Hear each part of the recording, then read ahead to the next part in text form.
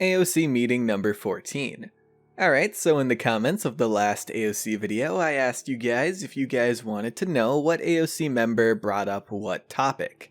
This way you guys can be more familiar with the other AoC members, because it seems like most people don't know them all, and I would like to turn that around. So first up was GC2MT's topic. That stands for Ground Control to Major Tom, by the way. He is the Xbox representative. His topic was on custom game quality of life. Anyway, he brought up making the replay and spectate features into buttons instead of having to use commands. EM's response was that the replay and spectate features aren't the cleanest systems in their game. Currently, the spectator has a variety of bugs. They're gonna talk this idea over internally. GC also brought up removing custom lobbies that stay up for months. So if you've ever looked at the custom games menu, you've probably seen the same games there for days and days. They only ever reset when the game is updated. The problem with this is that they stack up over time and force you to do a lot of annoying scrolling. EM's response was they could probably set up a 2-hour timeout on custom game lobbies. GC also brought up making a 6th spot for spectators on both teams, and that spectator can only spectate the team they're on. EM's response is they figured that would be for the team coaches. Implementing that would be hard and not a lot of people would use it, so they most likely will not implement it. Then GC brought up being able to start a game by yourself. When dev commands were being used by players, you were able to swap yourself into any map in the game when you enter the training room. EM does want to see if that can be added back in a way, so you would be able to get into games by yourself that way. Then that's it for his topic. All that was stuff that was asked for by several teams. Then there's my topic. It's mostly balance and a few other things. I brought up how every healer in the game can heal without being put into combat. But since Combat Medic and Spirit's Domain turn your weapon into a heal, you put yourself into combat while healing, and it forces you to use your AoE heal on yourself instead of your allies, even if you're playing safe. Feel-wise, it's not the greatest thing, and it does hurt the talent viability a bit. EM totally understands the frustration with that. They're going to look into this specifically, so hopefully they can find a way to make this work out. Fingers crossed.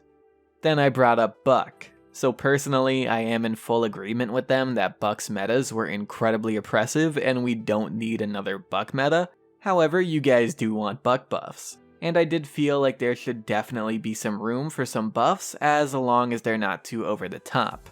Thankfully, EM agrees. They want to buff Buck in the next update, so Buck will get some love. I brought up a few ideas to them that I saw a lot. Increasing Buck's base movement speed, taking a second or two off his leap cooldown, and reverting recovery's lockout back to 1 second because right now it's still 1.5. Now don't take any of that as confirmation that any of those are happening. They haven't decided what they're going to do to him yet.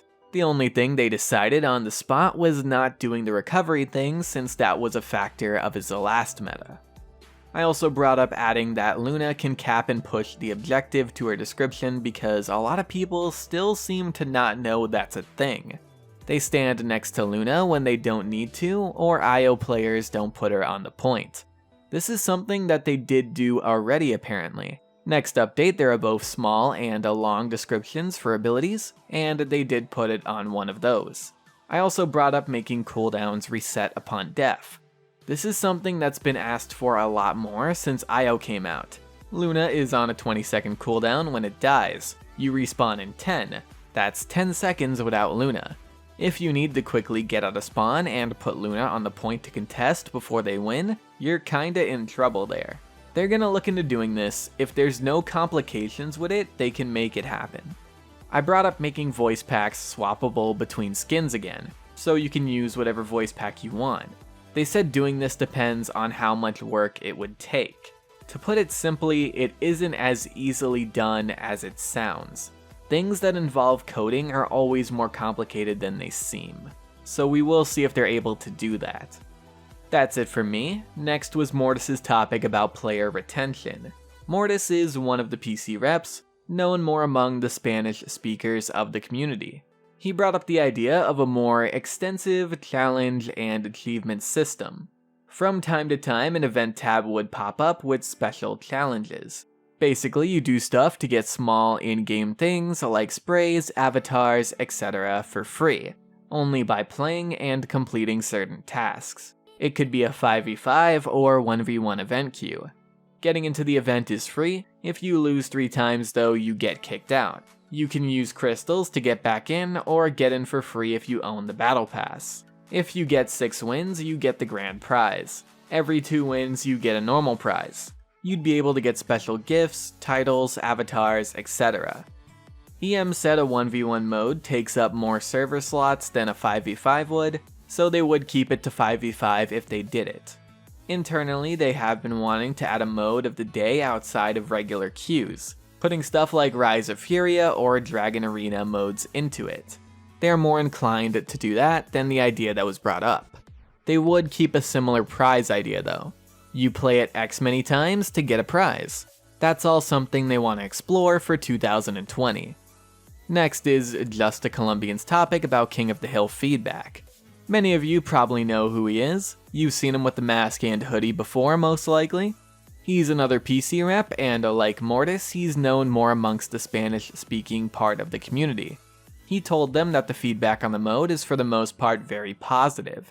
Feels very fun, more interactive, keeps you in motion, lets you use more of the map, and the spawn points feel good. He also brought up that some people are bummed that it doesn't have its own queue. EM said for the near future at least, it's going to stay in the Onslaught queue. Every new queue they add hurts matchmaking more because it fragments the player base. I'm guessing what they want to do is see how the mode does and is received before they make it its own queue. However, to be clear, that's only my guess though. Next is Metli's topic. Metli is the Switch rep. She is also more known among the Spanish side of the community. I don't know if you guys know this yet or not, but the Spanish part of our community is pretty massive. Her topic was about improving Pip's combat medic talent.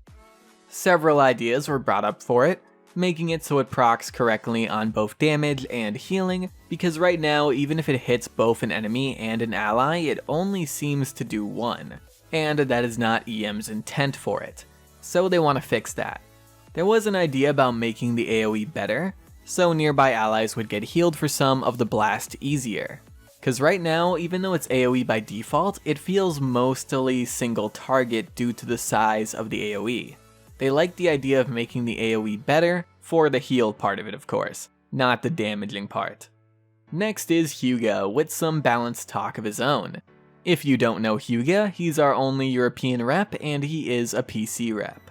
First up was Cassie and Leon. These two have been in like 3 or 4 meetings now. It does make sense that they keep coming back. They're always hot topics. No pun intended. Hugo brought up how of course many players are vocal about nerfing them. He even brought up that many pro players are among that group. He sent Adonis a ton of pro player feedback on these two that Adonis looked over. An argument was quoted about pro players not even picking these characters as much because they don't want to pick something so broken. Adonis said all of the responses were basically the pros disagreeing on what needed or didn't need to be done to them.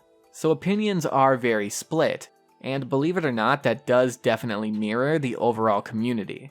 He also said the argument of them not being picked because they're broken didn't really make sense. In pro play, you would always pick or ban the most broken things because that gives you a higher chance of winning it all. He brought up how when you look at pro play, a lot of characters also get picked and banned besides Cassie and Leon. These two aren't being prioritized like broken characters normally would be. Like, look at Makoa. That's how a broken character gets prioritized. Always banned or always picked. There are plenty of games you don't see Leon and Cassie banned or picked in. He also brought up how these two do benefit from damage lamps more so than most characters, and damage lamps are being nerfed. So you could very well see Leon and Cassie take a hit due to that. Then there was Willow and Strix. Strix's new alt card has been a big meme. I even memed it on Twitter myself. Constant blinds are not fun. Hugo brought up how the card should only give more alt on kills and not on hits. EM said they did lower the card that gives you 10% more alt on sniper hit down to 5% max. They also fixed a bug where it would work on deployables and barriers. They don't want to mess with that card any further before the update goes live. If it does continue to be a big problem though, they will of course mess with it. Willo. So Willo has been a big pain. Honestly the best damaged character in the game right now. Hyuga brought up that they could bring her down by reverting her weapon buff that made her weapon easier. EM does want to bring down Willo some. They are going to go ahead and revert that weapon buff. On top of this, they are reducing some of the flutter distance down.